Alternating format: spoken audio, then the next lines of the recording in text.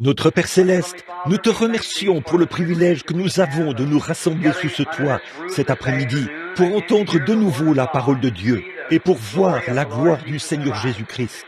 Nous sommes dans une grande attente, Père, et nous te prions de nous recevoir cet après-midi et de porter un regard favorable sur les efforts que nous avons déployés pour venir t'adorer. Bénis chaque âme qui est ici. Nous sommes conscients que les bonnes choses sont celles qui sont difficiles à obtenir. Alors nous prions qu'à cause du sacrifice qu'ils ont fait, il n'y ait pas une seule personne qui ne soit pas guérie cet après-midi. Sauve les perdus et reçois-en la gloire. Nous le demandons au nom de Jésus-Christ. Amen. Vous pouvez vous asseoir. À cause du toit de tôle, c'est un peu difficile pour vous d'entendre. Nous ne prendrons qu'un peu de temps pour vous parler. Ensuite, nous passerons directement à la ligne de prière, parce que c'est à ça que nous avons consacré cet après-midi, pour prier pour les malades. Et maintenant, je veux dire ceci. Je ne sais pas s'il m'est arrivé d'avoir plus de plaisir à être avec un groupe de gens qu'avec ce groupe-ci. Vous avez été vraiment très gentils. Je disais à Fred Johnson tout à l'heure que je ne sais pas quand j'ai autant apprécié une série de réunions. Il y a un esprit si merveilleux parmi vous, et vous croyez, vous avez la foi. J'aimerais rester ici environ un mois pour que nous puissions vraiment faire connaissance. Habituellement, au moment où on commence à se connaître, c'est le moment de dire au revoir et d'aller ailleurs. Je ne sais pas qui est ce petit policier, là, qui se tient à l'extérieur, sous cette pluie, nu-tête, pour essayer de diriger la circulation. Si quelqu'un le connaît, remerciez-le personnellement de ma part. Voulez-vous? Je vous le dis, il a vraiment fait du bon travail. Je veux remercier l'homme qui est venu ici et qui a nettoyé cet endroit et qui l'a arrangé pour ceci, afin que cette réunion puisse avoir lieu ici aujourd'hui. Je vous le dis, la communauté doit rendre un grand hommage aux hommes qui ont ce courage-là, qui font ça. Je dois vous rendre un grand hommage pour des gens qui viennent par un jour comme celui-ci. La plupart des gens resteraient à la maison. J'apprécie votre courage. Et vous êtes ici, malgré cette situation difficile, assis sous ce toit. Vous entendez à peine ce qui se passe, mais vous êtes quand même déterminés à rester de toute façon. C'est ça le courage. J'aime ça. Je pense toujours à ce chant. Dois-je être transporté à ma demeure céleste sur un lit de roses, alors que d'autres ont combattu pour remporter le prix et navigué à travers des mers de sang? Oui, c'est difficile.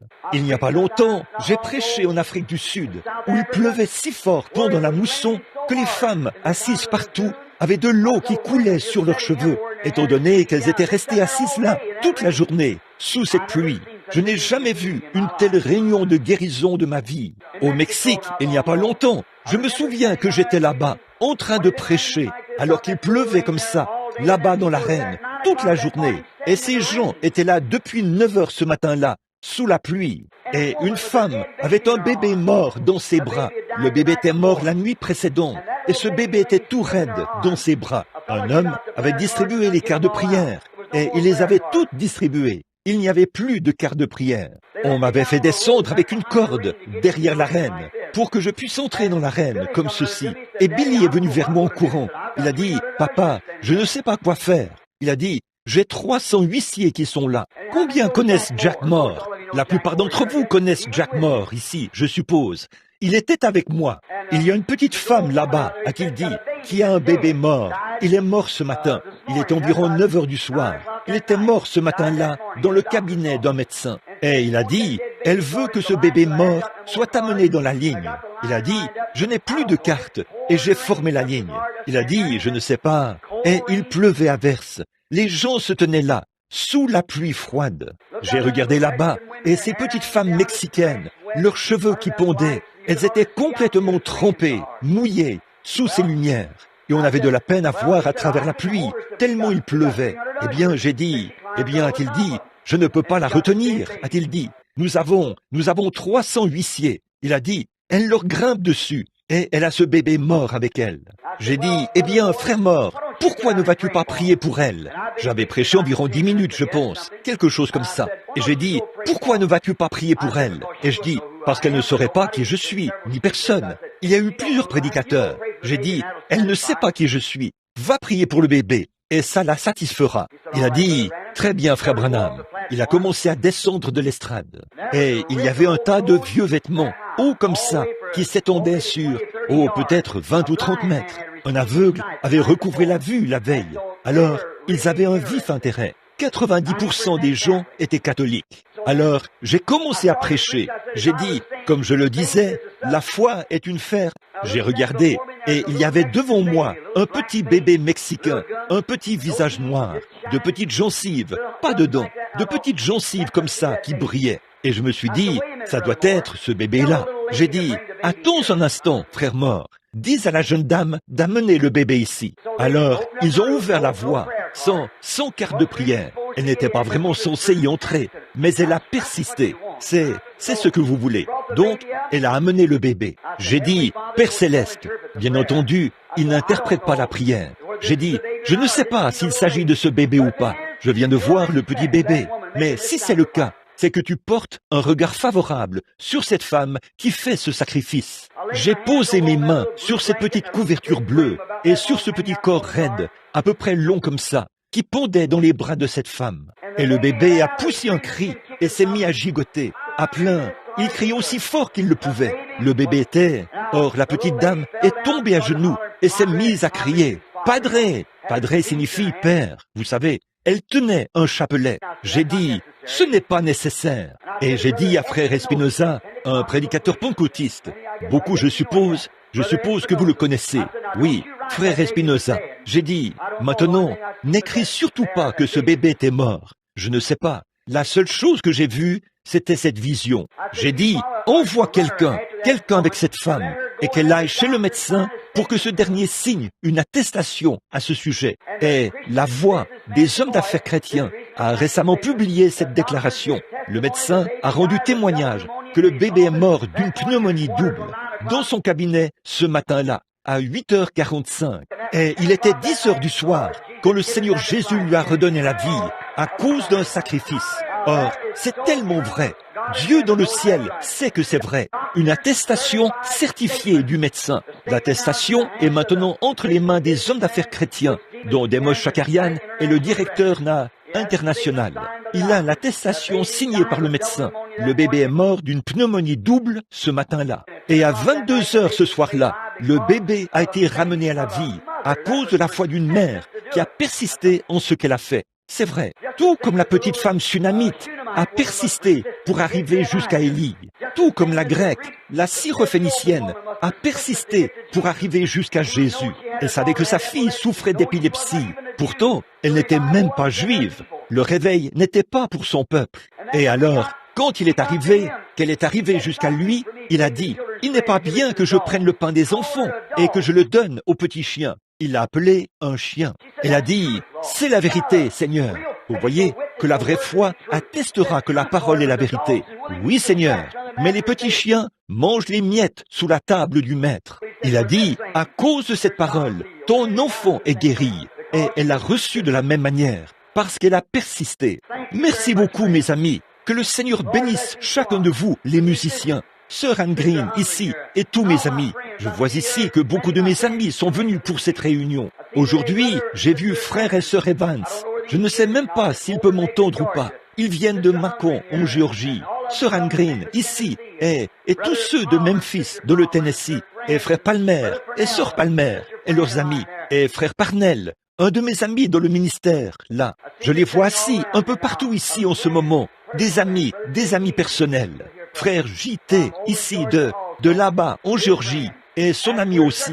Et nous sommes certainement reconnaissants de vous avoir tous ici, et de votre foi, et de votre confiance. Certains de ces gens conduisent jusqu'à Jeffersonville, dans l'Indiana, tous les dimanches où je prêche là-bas. Ils viennent simplement pour écouter. Alors, je vous le dis, le monde n'est pas digne de ces gens-là, à mon avis. C'est moi qui le pense. Vous ici, nous formons un grand groupe de Christ unis. Nous croyons en lui. Et maintenant, ce ne serait pas une réunion si je ne prenais pas quelques minutes pour lire la parole et faire quelques commentaires. En effet, si vous êtes assez fidèle pour rester ici aussi longtemps, je veux être assez loyal pour faire cela, pour lire l'Écriture et faire quelques commentaires. Après quoi, nous commencerons la ligne de prière. Maintenant, aujourd'hui, je vais lire dans l'Écriture dans Marc chapitre 16 pendant quelques instants pour en tirer un contexte. Je vais commencer au verset 14.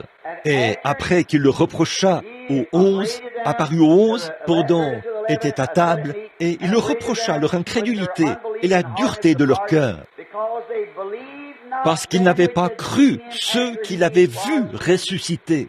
Il leur dit, allez par tout le monde et prêchez la bonne nouvelle à toute la création. Maintenant, souvenez-vous, par tout le monde, cette bonne nouvelle à toute la création. Certains disent que cela a pris fin avec les apôtres. Il a dit ici que la dernière commission qu'il a donnée à l'Église, c'était par tout le monde à toute la création. Voici les miracles qui accompagneront ceux qui auront cru. Ou par tout le monde, à toute la création. Notez, c'est là qu'il l'a donné à l'Église. Montrez-moi où il l'a retiré. Oui, par tout le monde. Celui qui croira sera sauvé. Celui qui ne croira pas sera condamné. Voici les miracles qui accompagneront ceux qui auront cru. En mon nom, ils chasseront les démons. Ils parleront de nouvelles langues. Ils saisiront des serpents. S'ils boivent quelques breuvages mortels, ils ne leur feront point de mal, de tort. Ils imposeront leurs mains aux malades, et les malades seront guéris. Le Seigneur, après leur avoir parlé, fut enlevé au ciel, et il s'assit à la droite de Dieu. Et ils s'en allèrent prêcher partout. Le Seigneur travaillait avec eux, confirmait la parole par les miracles qui l'accompagnaient. Amen. Maintenant, je crois que ce passage de l'Écriture est la vérité. Avant que j'oublie, mon fils m'a dit, il y a quelques instants, qu'une jeune femme et son mari de l'Arkansas m'ont fait un gâteau d'anniversaire et me l'ont donné. Beaucoup d'entre vous m'ont donné des cartes et tout. Je n'ai pas encore eu le temps de les regarder. Merci beaucoup. Que Dieu vous bénisse. Et j'espère que vous avez que nous passerons tous un anniversaire éternel là-bas, où nous nous assiérons. Et je veux passer 10 000 ans avec chacun de vous. Simplement nous asseoir et parler. Et nous n'aurons pas moins de temps pour parler que lorsque nous aurons commencé. C'est la vérité. Alors, je vous remercie pour tout ce que vous avez fait. Maintenant, je vais prendre juste une dizaine de minutes, ou 15 ou plus, peut-être, si le Seigneur le veut, pour faire quelques commentaires. Je veux dire ceci, c'est que j'ai confiance que mon sentiment m'a conduite pour venir ici. Vous, les pasteurs, vous vous êtes sentis conduits à parrainer ma venue. Cela m'a donné une porte ouverte. Vous, les gens, vous avez été assidus en venant. Et chaque fois, Jésus n'a pas manqué de se montrer à nous dans le signe de l'heure où nous vivons. Et j'ai confiance que sa résurrection, son être éternel, d'éternité et sa présence vous ont poussé à l'aimer et à le servir plus que vous ne l'avez jamais fait de toute votre vie, à prendre la décision ferme dans votre cœur de lui rester fidèle et de vivre plus près de lui, vivre mieux. Une fois, j'ai entendu une histoire qu'on m'a racontée à propos de l'époque où il y avait des esclaves ici, dans le sud. Ils les vendaient dans les marchés et ainsi de suite, comme ils le faisaient à l'époque des esclaves.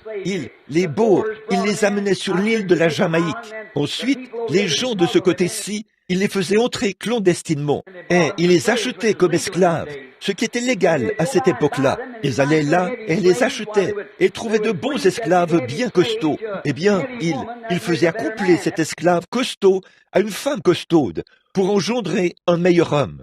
C'est pour ça qu'ils sont les champions du monde aujourd'hui, dans différentes choses, dans leurs combats. On les a fait se reproduire comme le bétail, et ainsi de suite.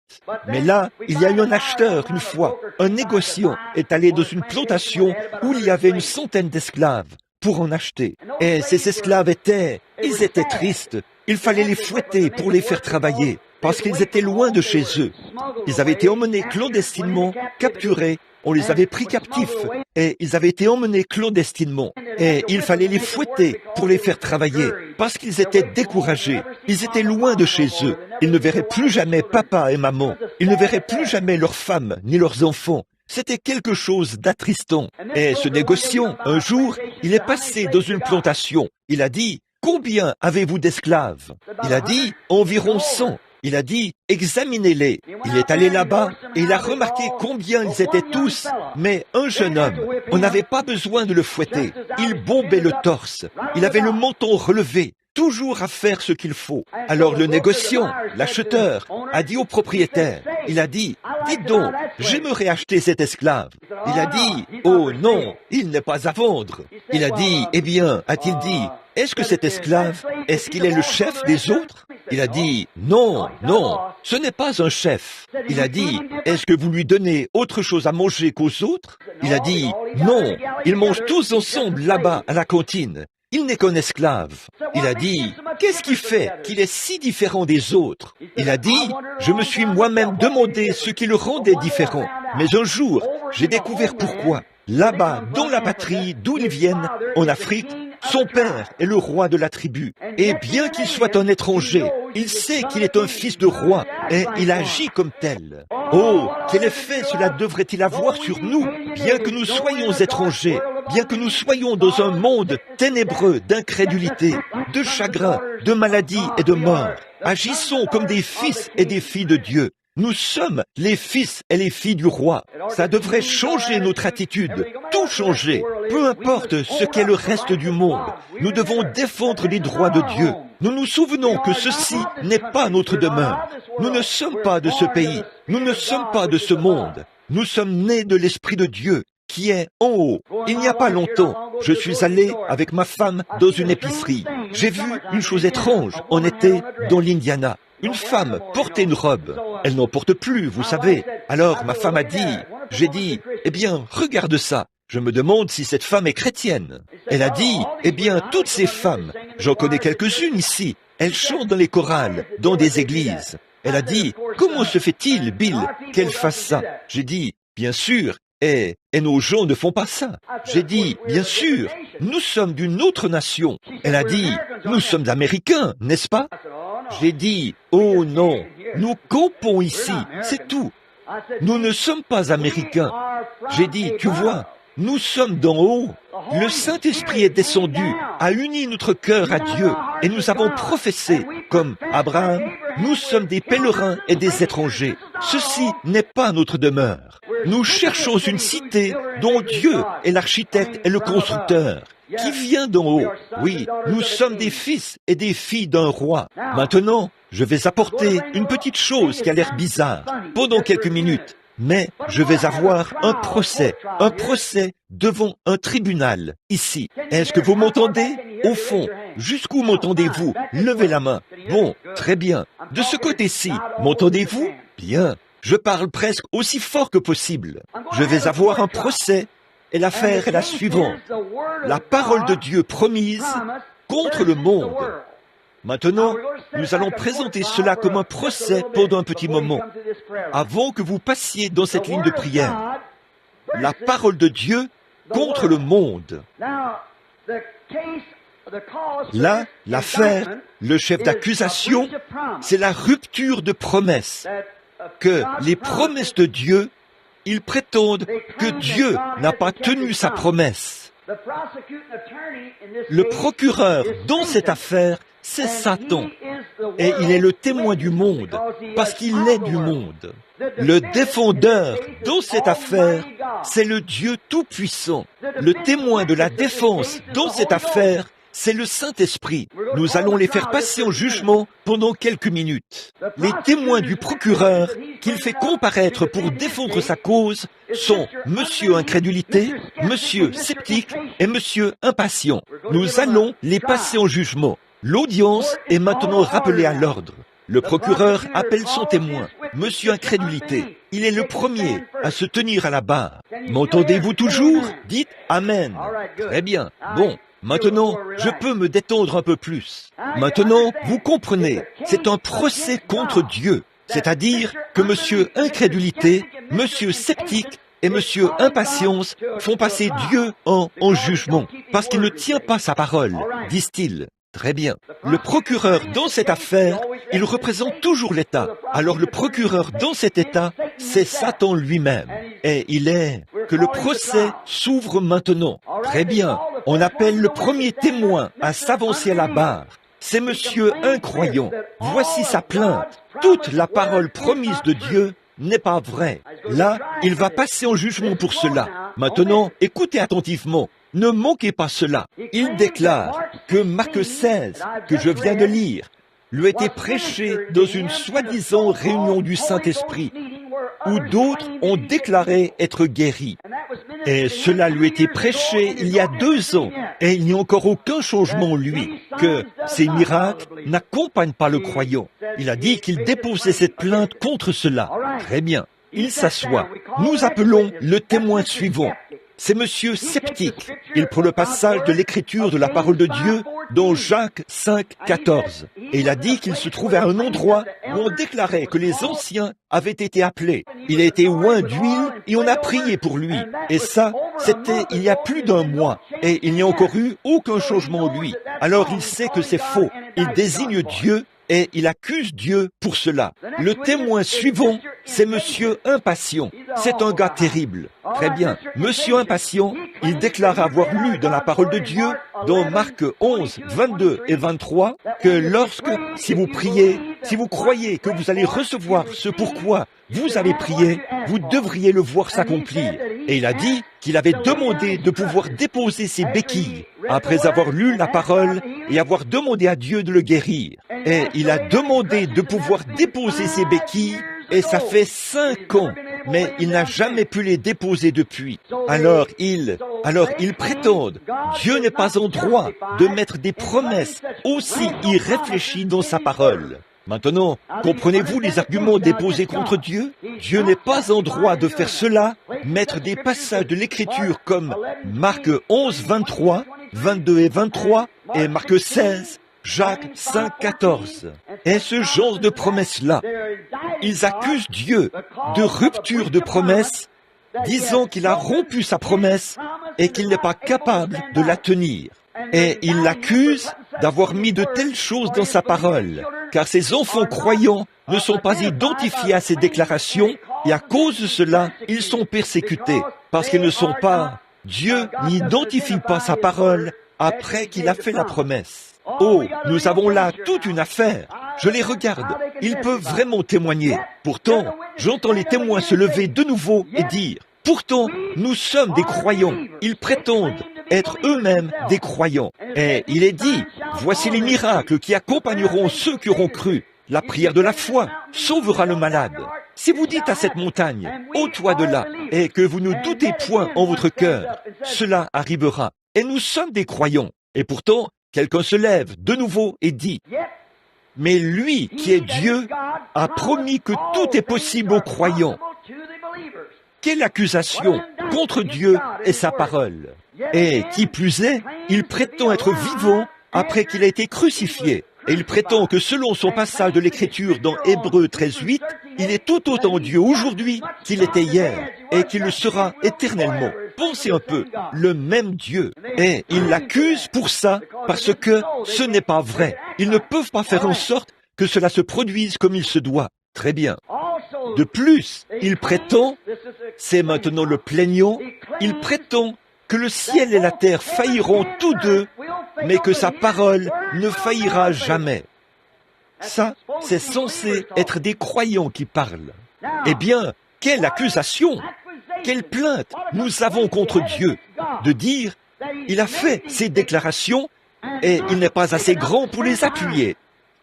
Qu'est-ce que vous dites de cela? Et Satan, le procureur, est assis là. Il représente le monde pour prétendre ces choses que Dieu a rompu des promesses parce que ces gens sont allés, ont assisté à ces réunions et ont accepté que ces choses que Dieu a dites étaient vraies. Et pourtant, il ne leur est rien arrivé.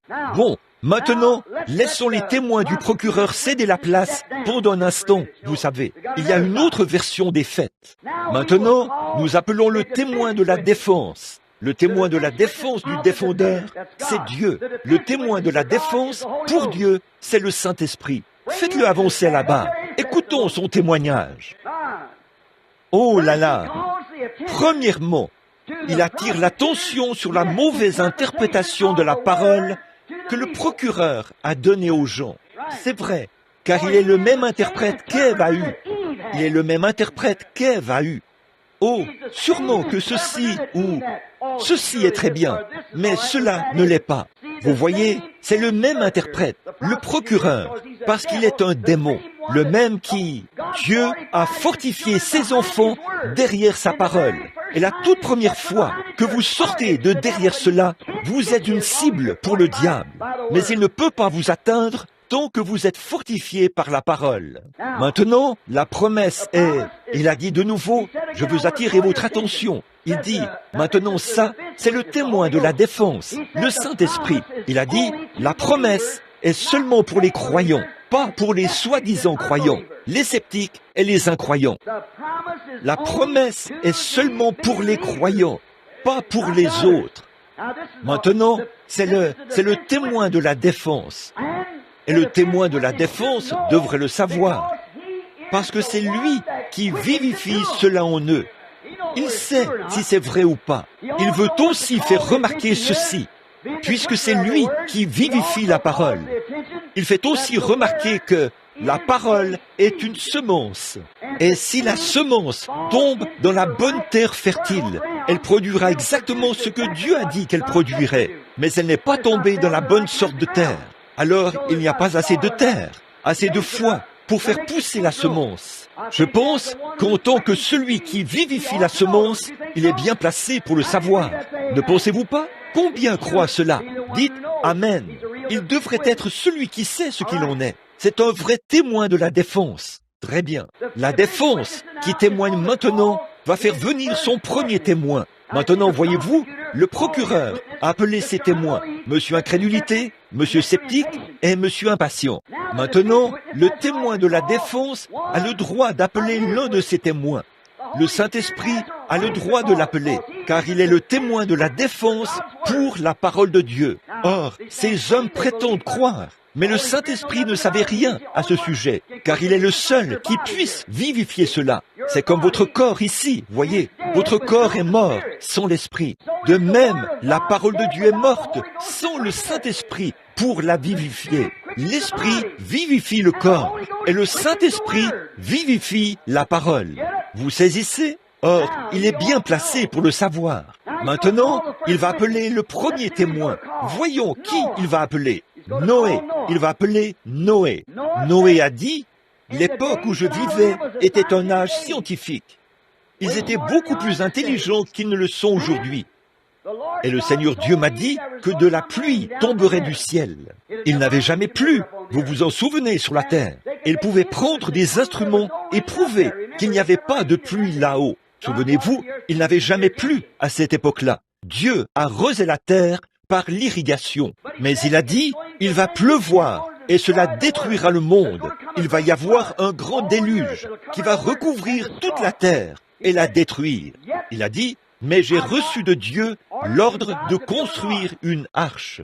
Je me suis mis à travailler sur cette arche, montrant ma foi que je croyais que ce que Dieu avait dit était la vérité. Peu importe ce que la science avait à dire là-dessus. Je trouve qu'il est un bon témoin, n'est-ce pas? Et peu importe ce que quiconque dit à ce sujet, Dieu a dit qu'il allait pleuvoir. Alors, s'il n'y a jamais eu de pluie là-haut, il peut mettre de la pluie là-haut. Je construirai l'arche de toute façon. Et je me prépare pour cela. Mais cet homme qui était à la barre des témoins tout à l'heure, Monsieur Incroyant, il s'est moqué de moi pendant tout ce temps. Il s'est payé ma tête. Et j'ai vu Monsieur Sceptique.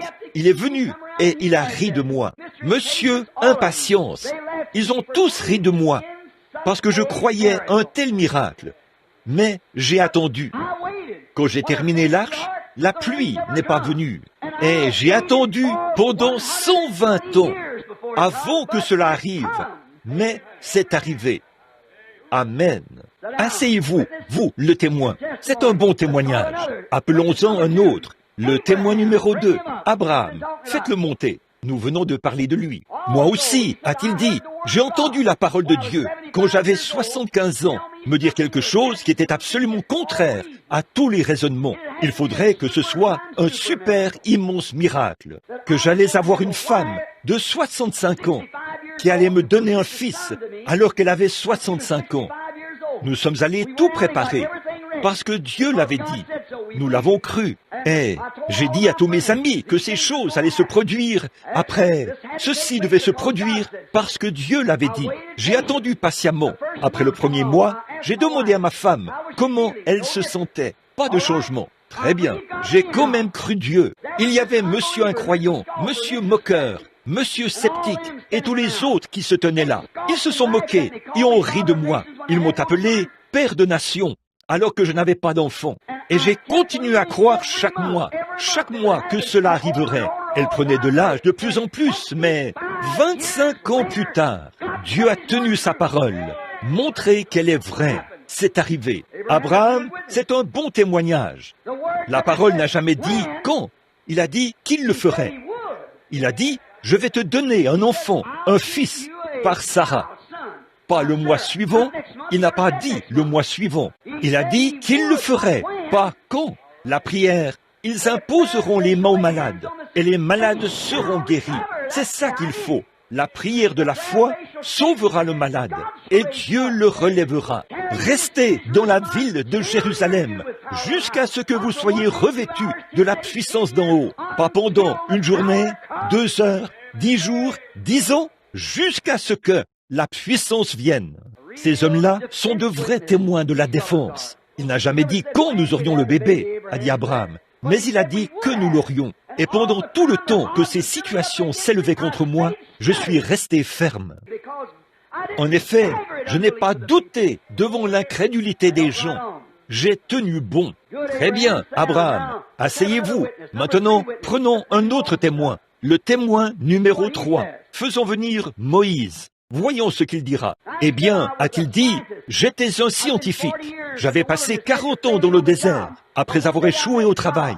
Mais un jour, j'ai rencontré Dieu. Et cette voix, une colonne de feu, là-bas dans le désert, m'a dit, une voix scripturaire, que l'heure était proche, qu'il avait entendu les cris de son peuple, qu'il s'était souvenu de sa promesse, et qu'il allait descendre pour les délivrer. Et il m'envoyait pour faire ce travail. Je lui ai demandé un signe. Il m'a donné un signe. Il m'a donné un autre signe. Les 2 signes auraient une voix. Il a dit, puis, s'il ne croit pas à tous ces signes, verse de l'eau de l'océan sur le sol.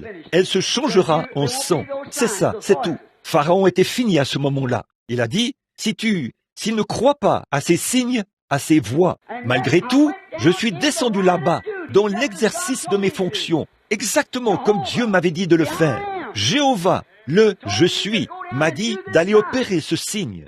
Et j'ai présenté ce signe devant le pasteur Pharaon. Et j'ai jeté ma verge par terre. Et vous savez quoi? Il a essayé de donner l'impression que c'était louche, comme si c'était un tour de magie. Et il a fait venir des imitateurs charnels pour se moquer de ça, pour faire la même chose. Mais je savais que c'était la parole de Dieu et que j'étais venu pour faire sortir ces enfants de là. Peu importe ce qui se passait, j'ai quand même cru la parole de Dieu. Alors, je suis resté ferme avec elle. Amen.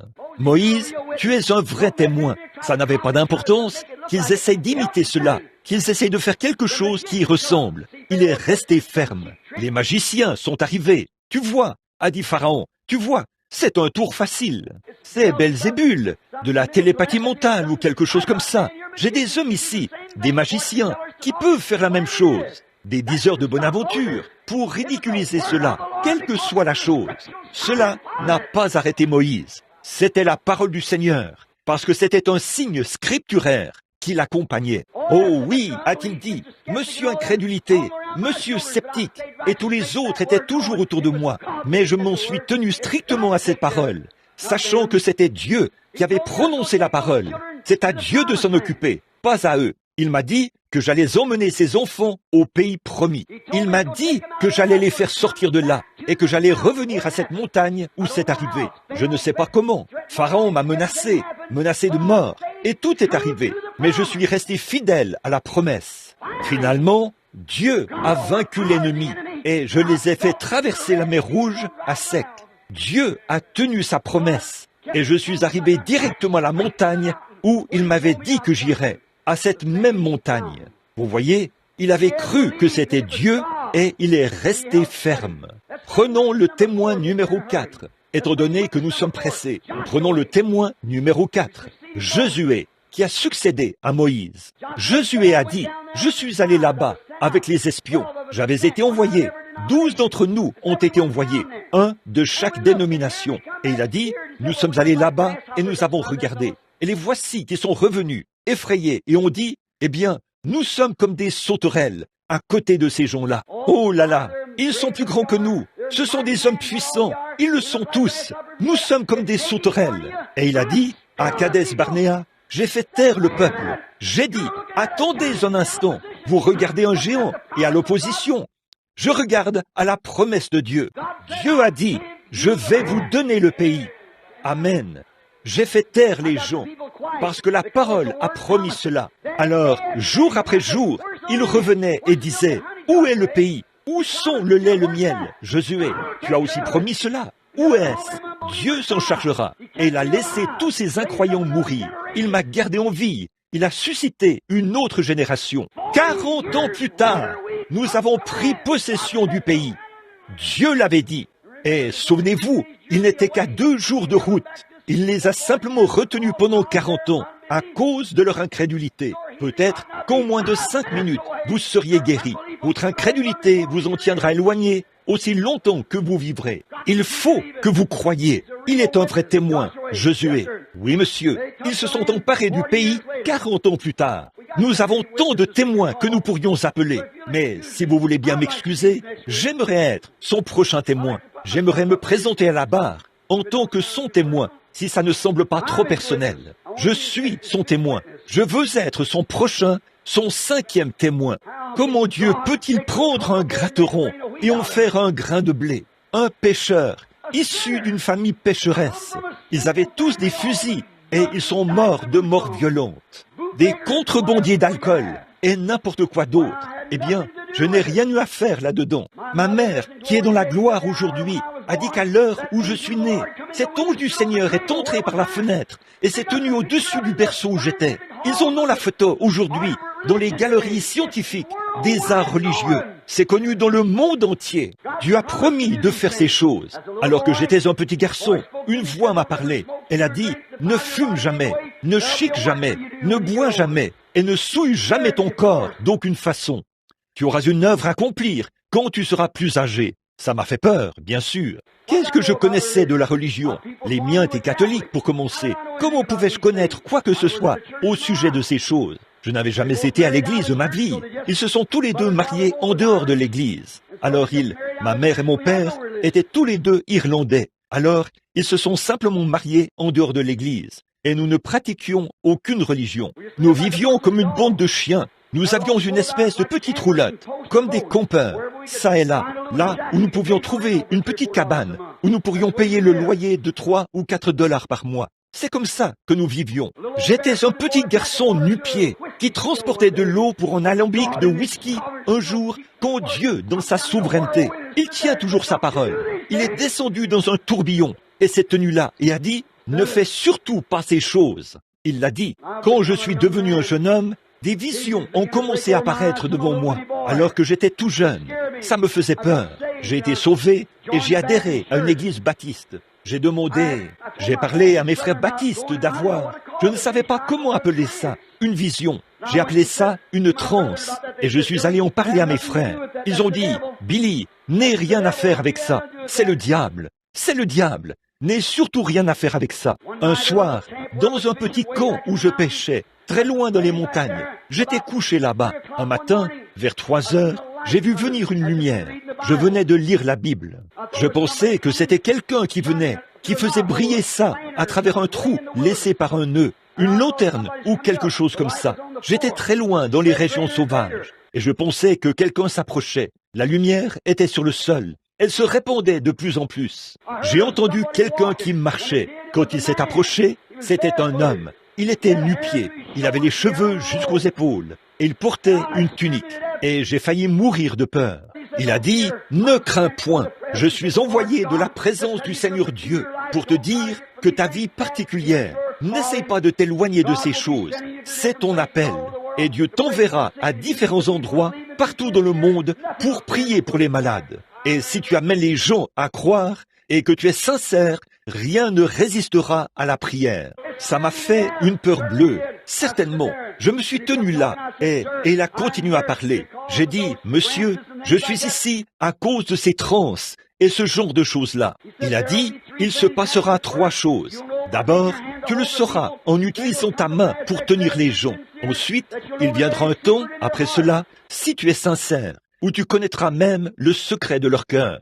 Et j'ai dit, c'est pour ça que je suis ici, pour parler de cela. C'est que mes frères m'ont dit que c'était du diable. Je suis chrétien. Je ne veux rien qui soit du diable. Il a dit, ce qui arriva à cette époque-là arrive de même aujourd'hui, alors qu'ils se disputaient à propos du genre de boutons qu'ils devraient porter sur leurs vestons, et des choses comme ça, et que les ministres disaient que Paul et les autres bouleversaient le monde. Qu'est-ce que c'était? Mais c'était un mauvais esprit qui disait, ces hommes sont des serviteurs de Dieu, qui bouleversent le monde, Paul et les autres. Il a dit, le mauvais esprit a rendu témoignage qu'ils étaient de vrais serviteurs de Dieu. Il a dit, ne te souviens-tu pas dans les Écritures que c'est la chose que notre Seigneur a faite et c'est ce qu'il a promis. Il a dit que cela arriverait de nouveau dans les derniers jours. Je me suis dit, eh bien, qu'est-ce que ça peut bien être? Il a dit, eh bien, c'est l'Esprit du Seigneur Jésus. Il est la parole. Et c'est ce qu'il a promis dans les derniers jours. Maintenant, n'aie pas peur. Ensuite, je suis allé baptiser un groupe de gens à la rivière. Pendant que je baptisais là-bas, environ 5000 personnes se tenaient sur la rive, en plein milieu de la journée, à 2 heures de l'après-midi. Il faisait chaud. Il n'avait pas plu depuis une semaine ou deux, et les gens se tenaient sur la rive. Voici cette colonne de feu qui est descendue en tournoyant dans les airs. Elle est descendue à l'endroit où je me tenais, et la voix dit, comme Jean-Baptiste a été envoyé comme précurseur de la première venue de Christ, ton message sera le précurseur de la seconde venue de Christ. Les journaux ont publié ça, et ça s'est répandu au Canada, dans l'Associated Press, partout dans le monde. Un prédicateur local, un prédicateur baptiste et, ont-ils dit, une lumière mystique apparaît au-dessus de lui. Celle-là même dont ils ont pris la photo ici, et ils l'ont fait en Allemagne, et partout. Et c'est arrivé. Mon pasteur m'a dit, il a dit, Billy, quel genre de rêve as-tu eu? Voyons, tu sais que tu n'as pas vu. J'ai dit, il y en avait des centaines qui se tenaient là, qui en ont été témoins. Et des gens venaient et disaient, oh ça, c'est une illusion mentale. Il faisait de son mieux. C'est le vieux monsieur incrédulité et monsieur sceptique. Je me suis tenu fermement à la parole. Je n'ai pas bougé parce que je savais que c'était la promesse de Dieu. Amen. Luc, chapitre 17, il a promis ce qui arriva au jour de Sodome. Comme j'ai vu le monde s'amonceler, pour ainsi dire, je savais que quelque chose devait arriver. J'ai vu dans Malachie 4 qu'ils allaient ramener la foi en la parole, dont les gens s'étaient éloignés. Je savais que cela devait s'accomplir et je suis resté fidèle à la parole. Je vois que Jésus-Christ, aujourd'hui, est le même hier, aujourd'hui et éternellement. Assemblée, ici, il pleut. Je vais m'arrêter là. Je veux dire ceci. J'ai amené tous ces témoins, mon propre témoignage. Beaucoup d'entre vous sont des témoins cette semaine. Cette chose-là est vraie. Le message. Comment puis-je? Le docteur Davis m'a dit, un jeune homme qui a fait des études primaires, qui va aller prier pour des rois et des potentats et allumer un réveil qui fera le tour du monde? Billy, reprends tes sens. Mais il l'a fait. Il l'a fait. 33 ans plus tard, le réveil est terminé et il l'a fait. Dieu l'a dit. Je suis son témoin. Il n'a pas dit quand il le ferait, il l'a dit qu'il le ferait. J'ai attendu le moment où la parole serait si réelle, mise dans ma main, pour ainsi dire, une épée, et que je discernerais avec cela les pensées même dans le cœur des gens. Je me suis dit, comment est-ce possible? J'ai attendu, j'y ai cru, et c'est arrivé. Le moqueur, l'incrédule, le sceptique, l'impatient, ils attendent encore et ils regardent. Mais Dieu, après 33 ans, l'a confirmé universellement partout dans le monde. Des journaux, des magazines et des articles ont été écrits partout dans le monde. À vous d'en juger. Votre pensée est le jury. Chaque jury doit prendre sa décision. Je clôt le procès. À vous d'en juger. Votre pensée est le jury. Et vos actions, à partir de maintenant, cet après-midi, quand nous imposerons les mains malades, cela démontrera ce qu'est votre verdict. La façon dont vous agirez après qu'on aura prié pour vous, c'est ce qui déclarera ce que votre pensée intellectuelle a conclu, ce que le jury de votre pensée a conclu. C'est ce qui déclarera exactement quelle sera votre action à partir de maintenant. J'affirme que Jésus-Christ est le même hier, aujourd'hui et éternellement. J'affirme que rien ne peut subsister dans sa présence pour les hommes et les femmes qui le croiront. Le croyez-vous? Courbons la tête. Seigneur Jésus, juste une parole de toi maintenant. Fais que les gens croient. Ils sont assis ici. Je n'avais pas l'intention de faire ça, Père. Mais ils ont été si patients. Alors, je le demande maintenant. Ne le veux-tu pas sur mon propre témoignage? Nous pouvons lire dans la Bible le témoignage de ces personnages, le témoignage des incroyants. Nous voyons qu'ils ont toujours condamné cela. Ces pharisiens, les gens religieux de l'époque, ont condamné Jésus-Christ. Mais il était prouvé qu'il était le Fils de Dieu. Ils ont dit, tu te fais Dieu. Il était Dieu. Il agit comme Dieu. Il a prêché comme Dieu. Il a guéri comme Dieu. Il est ressuscité des morts comme Dieu. Il est monté en haut comme Dieu. Il est Dieu. Il vient en tant que Dieu. Nous le croyons. Au milieu de tous les problèmes, tu es toujours Dieu. Ton témoignage surpasse tout, Seigneur. J'ai rendu témoignage, ou j'ai parlé du témoignage de ces autres hommes. Je pourrais en appeler des milliers, des deux côtés. Le sceptique, l'incroyant, et l'homme qui ne peut pas attendre assez longtemps. Tu n'as jamais dit quand. Tu as dit s'ils imposent les mains aux malades. S'ils croient, les malades seront guéris, quel que soit le moment. Tu n'as jamais dit à Abraham quand le bébé allait naître. Tu n'as jamais dit à Moïse quel jour il ramènerait le peuple à cette montagne. Tu n'as jamais dit à Noé quel jour la pluie tomberait. Tu ne leur as jamais donné un moment précis. Et tu ne nous en as pas donné non plus. Tu as dit, si tu peux croire, si tu dis à cette montagne, et que tu ne doutes pas dans ton cœur, ce que tu as dit s'accomplira. Si tu le crois, tu as dit, voici les miracles qui accompagneront ceux qui auront cru. S'ils imposent les mains malades, les malades seront guéris. Seigneur, j'ai remis cela entre les mains des gens. C'est à eux de décider. Je leur ai prouvé par la Bible, et nous le savons tous, que l'expiation a été faite. Il a été blessé pour nos transgressions. C'est par ses meurtrissures que nous avons été guéris. C'est au passé, pour fermer la bouche du sceptique et de l'incroyant, qui ont dit qu'il n'est pas ressuscité et qui essayent d'en faire une sorte de Dieu historique dans la religion. Seigneur, je te prie de le faire apparaître de nouveau parmi nous cet après-midi et prouve à cet auditoire que tu es ici, celui qui a prononcé la parole, le Dieu que nous avons passé en jugement. Pour moi, tu es trouvé juste, Seigneur Dieu. Tu as fait tes preuves, ô Dieu. Rends-toi si réel que chaque homme et chaque femme, ces pauvres gens assis ici, dans cette grange qui ruisselle ici, ils essayent d'entendre la parole. Rends-la si réelle pour eux, ô Père. Montre que tu es Dieu parmi nous, pour les gens dans tous les âges. C'est comme une chose bizarre pour eux quand cela arrive. Quand ils étaient en mer ce soir-là et que tu es venu vers eux, ils pensaient que ça avait l'air fantomatique. Ils ne savaient pas ce que c'était. Et ils ont crié. Mais cette voix répondue, c'est moi. La voix de l'Écriture parle cet après-midi, disant que c'est maintenant l'heure, c'est maintenant le temps. Sodome et Gomorrhe et toutes ces autres choses arrivent exactement comme elles étaient censées arriver. Et te voici, montrant à la postérité royale d'Abraham que tu es vivant. Et le Fils de l'homme est révélé en ce jour de Sodome.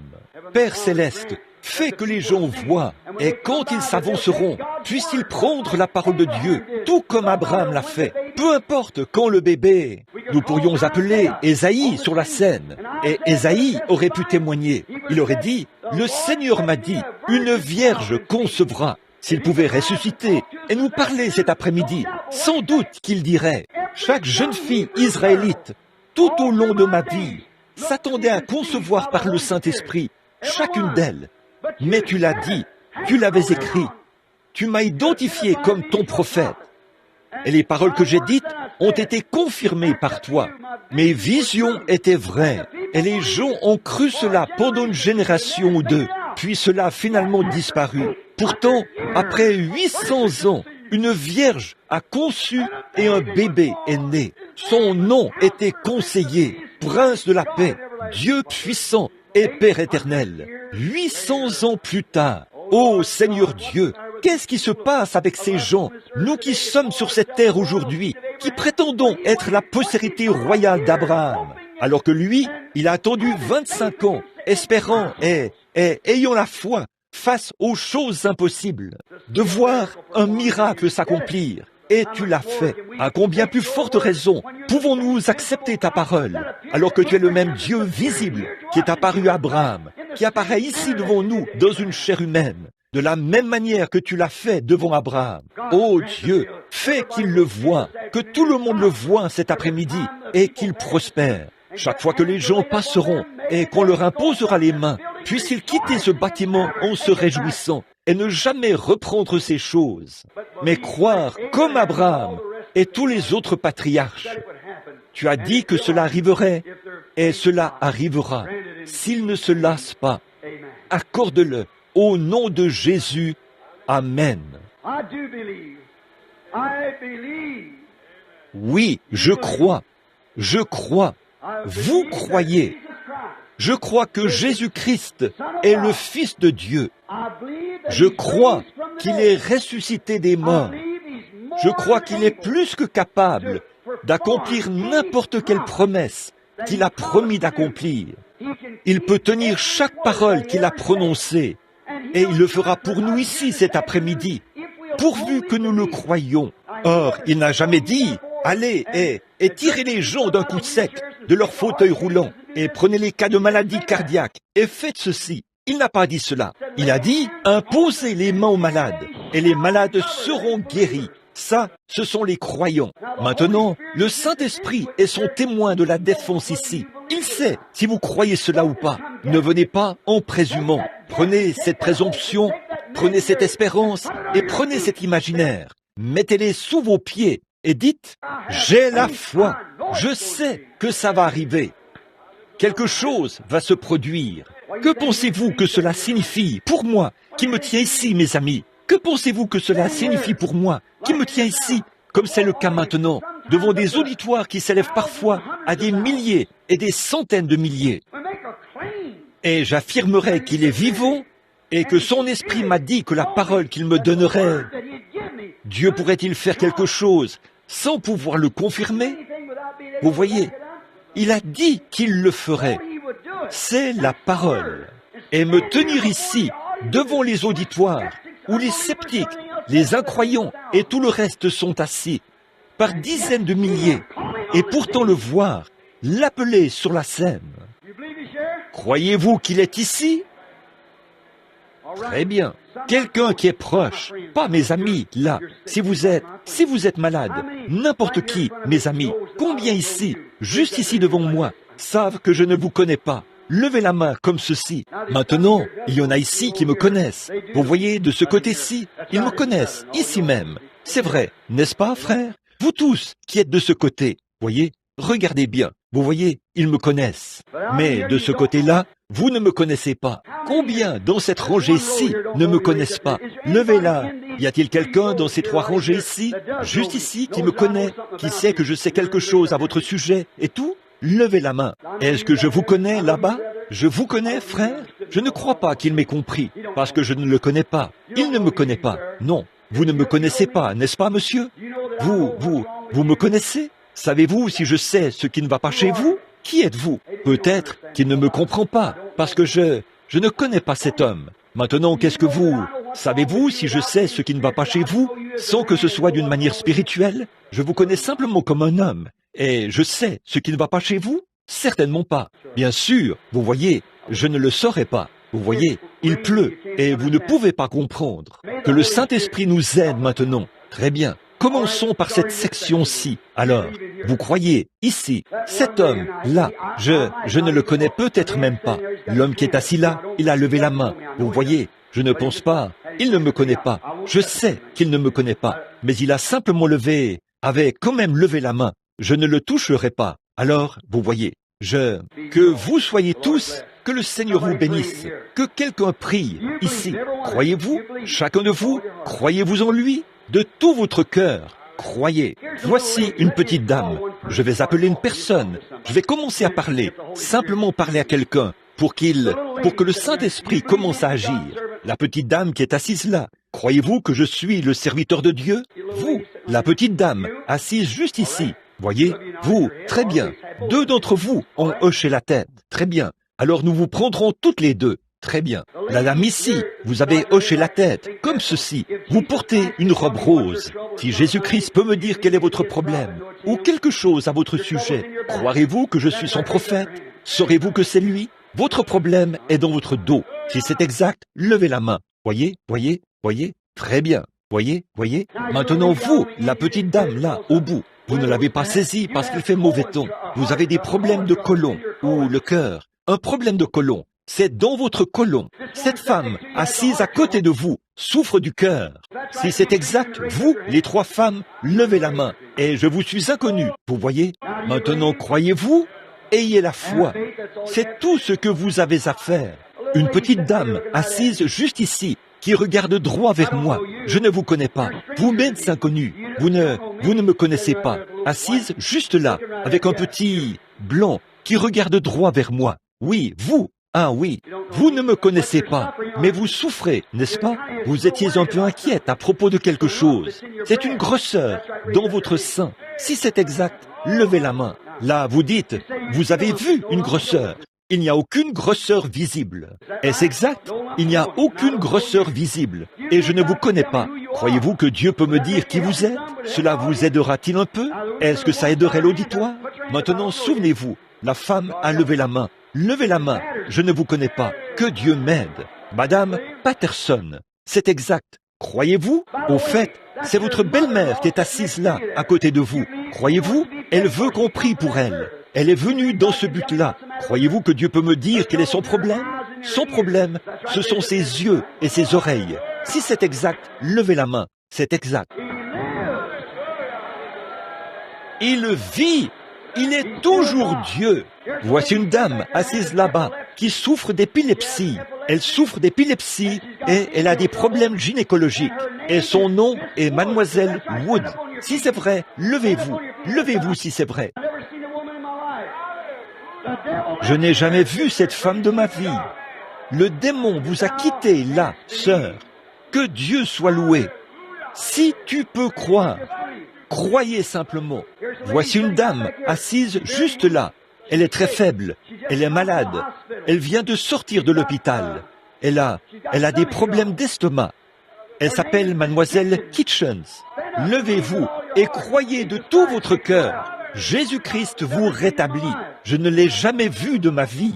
Voici une dame qui a des problèmes de vésicule biliaire. Croyez-vous aussi de tout votre cœur que Dieu vous guérira? Madame Whittaker, croyez-vous de tout votre cœur que Dieu vous guérira? Si c'est vrai, levez-vous. Si nous sommes des inconnus l'un pour l'autre.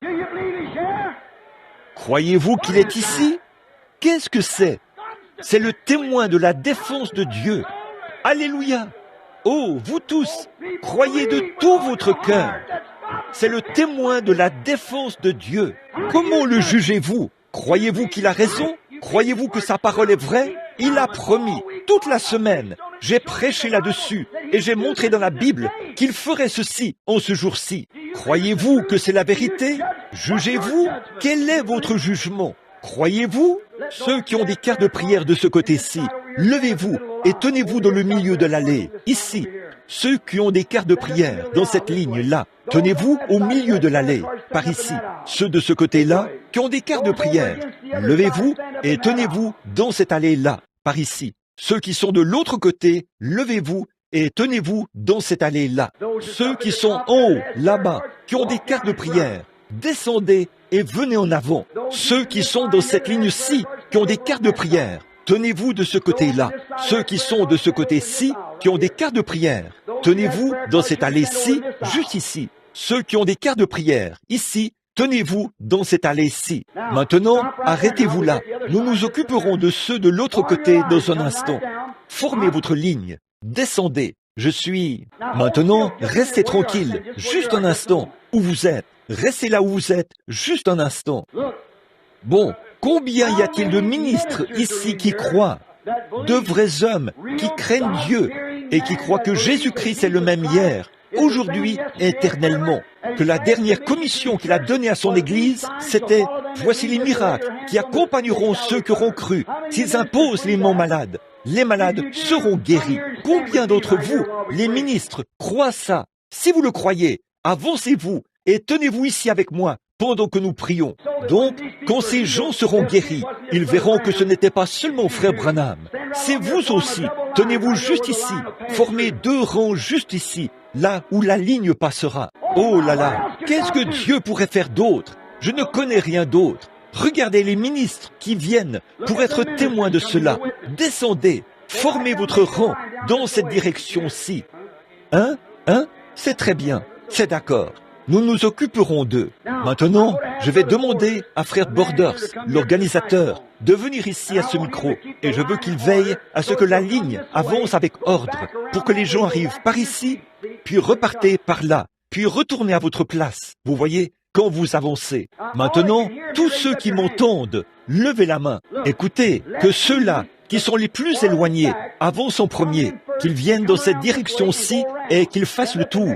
Ensuite, faisons venir les prochains. Passez juste derrière les ministres ici, alors qu'on prie pour vous, et retournez à votre place. Alors, laissez Billy, il vous indiquera par où passer, et vous dira comment entrer dans la ligne. Puis, dès que ceci sera terminé, nous leur demanderons de se lever, de se déplacer de ce côté-là, et de venir par ce côté-ci. Maintenant, tous ceux qui comprennent, levez la main maintenant. Très bien, d'accord. Maintenant, frère Borders sera ici au micro pour attester ce que vous devez faire. Très bien. Maintenant, regardez, la raison pour laquelle je fais ceci, c'est parce que je veux que vous compreniez. Je ne connais pas ces frères-ci. J'en connais 2 ou 3. Ils sont peut-être méthodistes, baptistes, presbytériens. Je ne sais pas qui ils sont. Ce n'est pas nécessaire que je dise cela, voyez. Maintenant, je veux que vous sachiez qu'après mon départ, la plupart du temps, un évangéliste vient en ville et il fait tout. Vous voyez, c'est lui qui prie pour les malades et tout. Vous voyez, ce n'est pas bien. Je veux rester en dehors de ce tableau. Je veux que vous voyiez Jésus. Cette semaine, j'ai fait de mon mieux pour vous montrer qu'il est ici. Et si vous avez la foi, tendez simplement la main vers lui et saisissez-le. Vous n'avez pas besoin de venir dans la ligne. Mais si vous voulez suivre cette écriture, sa présence divine, vous avez touché son vêtement. Regardez un peu, ces gens qui étaient debout il y a quelques instants. Dieu dans le ciel sait que je ne les ai jamais vus de ma vie. Et je pourrais commencer là, mais je m'évanouirai après quelques minutes. Combien savent que Jésus, quand cela lui est arrivé, cette femme qui a utilisé le don de Dieu, elle s'est affaiblie. Combien savent que la vertu qui est sortie de lui, c'était sa force. Et je suis un pécheur. Mais Jésus a dit, vous en ferez davantage, car je m'en vais à mon Père. Maintenant, nous allons prier, et je veux que ces ministres soient avec moi. Je vais aussi me tenir juste là, imposer les mains à chacun des malades. Et maintenant, si vous... Souvenez-vous, écoutez cela, croyez-le, à moins de venir dans la ligne en croyant. Maintenant même, c'est réglé pour toujours. Ne venez pas. Ça ne fera qu'empirer votre situation. Cela entravera votre foi. Mais si vous croyez que vous êtes dans la présence de Jésus-Christ, et non pas dans la nôtre, ses serviteurs, et nous ne faisons qu'accomplir, rendre témoignage, alors que nous vous imposons les mains, que nous croyons que ceci est la vérité. Et quand nous vous imposons les mains, croyez-le, et repartez d'ici en vous réjouissant, en disant « Merci Seigneur, tout est réglé. » Surtout, ne changez jamais d'avis. Maintenant, souvenez-vous, je vais répéter ceci. Écoutez attentivement. Votre pensée est votre jury dans cette affaire. Et vos actions, à partir de maintenant, prononceront ce qu'est votre jugement. Vous venez ici et vous dites, eh bien, je ne sais pas. Vous voyez comment vous l'avez jugé. Il passe en jugement devant chacun de vous. Il est ici, en votre présence. Sa parole est ici. Il confirme sa parole. Vous êtes ici. Il passe en jugement devant vous, pas devant moi. Moi, je crois en lui. Il passe en jugement devant vous. Et si vous le croyez, et si vous le jugez fidèle à sa parole, maintenant, ils ont presque terminé de préparer la ligne. Donc, ils la forment là, voyez-vous. Simplement, j'attends simplement qu'il est préparé. Déplacez-vous là et formez une longue ligne. Et quand vous sortirez, retournez tout droit dans la direction d'où vous êtes venu. Si vous avez cru en lui, alors quelque chose va arriver. Souvenez-vous là. Il n'y a aucune puissance dans aucun de ces ministres. Il n'y a aucune puissance en moi. Il n'y a aucune puissance en aucun homme pour guérir. Mais nous avons l'autorité de Dieu pour faire ceci. Nous n'avons pas la puissance, nous avons l'autorité. Voici notre autorité. La parole de Dieu et la présence de Jésus-Christ prouvent qu'il est ici. Quoi donc? Vous devriez être guéris, chacun de vous. Maintenant, courbons tous la tête, alors que nous adressons une prière. Et frère Borders se tiendra ici, il dirigera les chants et orientera les gens. Alors que vous avancez maintenant, priez et croyez. Vous tous, frères ministres, vous voyez pourquoi j'ai fait ceci. Ainsi, quand je partirai, votre assemblée aussi saura, ces gens qui seront guéris, que vous êtes aussi un serviteur de Dieu. Il n'y en a pas qu'un seul. Dieu n'a pas qu'un seul serviteur. Il y en a des milliers, tous ceux qui y croiront. Courbons la tête. Vous avez autant le droit de prier pour les malades que moi, que Roberts, ou n'importe qui d'autre. Père Céleste, je te remercie encore dans mon cœur, et je sais que c'est dans les cœurs ici. Tu as raison de mettre ces choses dans la parole, car nous avons vu cela à l'œuvre, et nous savons que c'est la vérité. Et nous savons que ça marchera pour chaque personne. Et nous te prions maintenant, Seigneur, nous conditionnons notre propre âme, alors que nous savons que tu es ici. Tu nous as exaucés, tu nous as annoncé ta parole. Tu es ici. Maintenant, puisses-tu nous oindre, Seigneur, afin que lorsque nous aurons imposé les mains à ces malades, ces pauvres malades qui sont assis ici, sous la pluie cet après-midi, puisse chacun d'entre eux être guéri, rentrer à la maison et recouvrer la santé. Puisse-t-il être comme Abraham, appeler les choses qui ne sont point comme si elles étaient, parce que Dieu a fait la promesse. Et tu es celui qui a dit, s'ils imposent les mains aux malades, les malades seront guéris. Tu n'as jamais dit qu'ils seraient guéris tout de suite, mais tu as dit qu'ils le seraient. Et nous le croyons, Seigneur. Aide chaque personne à le croire, Seigneur, alors que nous remettons la réunion entre tes mains. Au nom de Jésus-Christ, nous suivons tes commandements. Amen. Maintenant, que la ligne de prière commence. Frère Borders, prends la place. Crois que le Seigneur vous bénisse. La raison pour laquelle j'ai joint mes mains aux vôtres, les frères ministres, c'était parce que certains d'entre vous souffraient aussi, vous savez, et vous vous déplacez ici, vous priez pour les autres, sans demander pour vous. Ce n'est pas juste. Je crois, alors que nous avons joint nos mains, je crois que Dieu a honoré cela. Et voici maintenant, voici ceux qui n'ont pas pu venir à la réunion. Maintenant, prions pour ces mouchoirs. Père Céleste, la Bible nous enseigne que il prenait des mouchoirs et des linges qui avaient touché le corps de Saint Paul. Nous ne sommes pas Saint Paul, mais tu es toujours Jésus. Et nous te prions, ô Dieu, d'envoyer tes bénédictions avec ces mouchoirs et de guérir chacun d'eux sans exception. Rétablis-les, Seigneur, pour ta gloire. Au nom de Jésus-Christ, nous prions et les envoyons. Amen. Je veux dire ceci, que j'ai vu, passant dans la ligne, des femmes et des hommes tenir des bébés, et ils étaient mouillés. Souvenez-vous de ce que je dis, mes frères pasteurs, que dans quelques semaines, vous verrez qu'une chose glorieuse s'est produite ici. Ils seront guéris. Je dis que 90% d'entre eux seront guéris. C'est vrai. Oh, je n'ai jamais senti une telle forme de foi. C'était vraiment merveilleux. Je vois que vous, maintenant, agissez simplement, continuez et agissez comme si tout était terminé. Peu importe si vous ne l'avez pas senti. Il n'a jamais dit, l'as-tu senti? Il a dit, l'as-tu cru? L'as-tu cru? Et nous le croyons. Et il est ici maintenant. Et nous lui donnons la louange et la gloire pour tout ce qu'il a fait. Et chers amis chrétiens, je sais qu'ils vont terminer la réunion dans quelques minutes, et je veux vous dire ceci. Si je ne vous revois plus de ce côté-ci du fleuve, je vous verrai là-bas, avec ce même évangile, cette même chose. Maintenant, souvenez-vous simplement que ce que vous avez accepté cet après-midi, votre pensée a été votre jury. Elle a pris sa décision. Elle a rendu le verdict. Maintenant, continuez simplement à agir. Peu m'importe que vous soyez paralysé et que vous ne puissiez pas bouger. Continuez simplement à le croire. Il a dit, ils seront guéris. Ils seront guéris. C'est ce que le témoin a dit. Chaque témoin aujourd'hui, d'un bout à l'autre de la Bible, à moins qu'il ait dit que quelque chose arriverait spontanément. Mais dans ce cas-ci, ils seront guéris. C'est ce qu'il en est de l'imposition des mains. Maintenant, si une vision se produisait et disait que ceci va arriver à un certain moment, alors il désigne le moment. Mais dans ce cas-ci, il a dit, ils seront guéris. Croyez-le de tout votre cœur. Chantons une fois.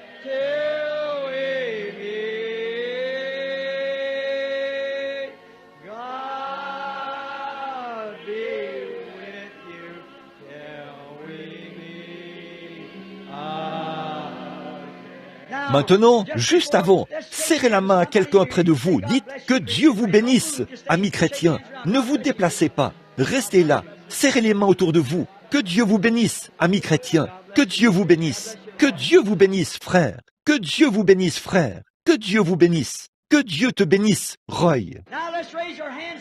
Maintenant, levons les mains vers Christ et chantons. Fermons les yeux et levons les mains maintenant.